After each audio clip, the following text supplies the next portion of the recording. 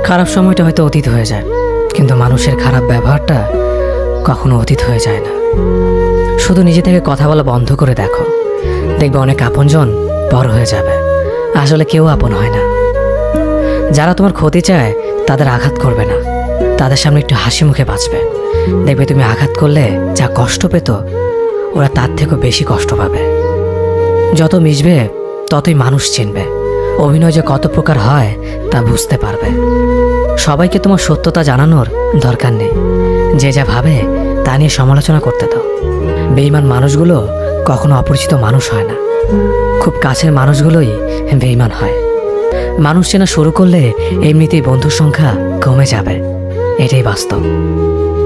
3টি কথা মনে রাখবেন: যে তোমাকে সাহায্য করে তাকে কখনো ভুলে যেও না, যে তোমাকে ভালোবাসে তাকে কখনো ঘৃণা করো না, যে তোমাকে বিশ্বাস করে তাকে কখনো ঠকিও না। ধোঁকা একজনেই দেয়, কিন্তু বিশ্বাস সবার উপর থেকে উঠে যায়।